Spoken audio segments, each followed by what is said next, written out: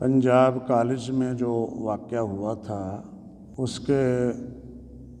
تناظر میں نے کچھ حرمین شریفین کے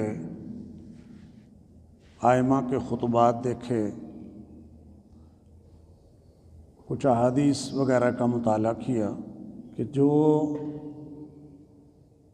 افواہیں پھیلا دی جاتی ہے ان کی تاریخ کیا ہے اور ان کے مقاصد کیا ہوتے ہیں۔ تو اس سلسلے میں ایک خطبہ ہمارا پچھلے مہینے میں ہوا تھا، اور نبی علیہ السلام کے زمانے میں بھی کیا اس طرح لوگ افواہیں پھیلا دیتے تھے، یا یہ کہ آج کے زمانے میں یہ مسئلہ ہے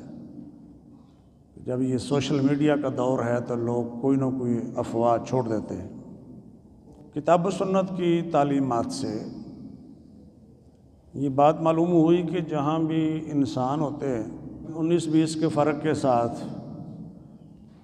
یہ چیزیں وہاں پر چل رہی ہوتی ہیں، یعنی کوئی نہ کوئی شخص جس کا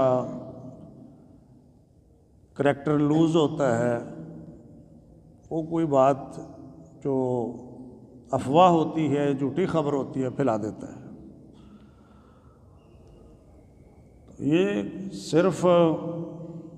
پنجاب کالج کے واقعے سے متعلق نہیں ہے، یہ ہر زمانے میں اس طریقے سے لوگ کرتے آئے۔ جس کا اقتدار ہے، حکومت ہے، وہ کیا کرے اس کی روک تھام کے لیے، اس کے سد باب کے لیے کیا کیا جا سکتا ہے۔ تو اس کا تذکرہ بھی انشاءاللہ میں اگلے خطبے میں کروں گا، لیکن اس کا جو پہلا حصہ ہے، کیا نبی علیہ السلام کے زمانے میں بھی افواہیں پھیلتی تھی، تو اس سلسلے میں کئی واقعات ہیں، کچھ کا ذکر قرآن مجید میں بھی کیا گیا ہے،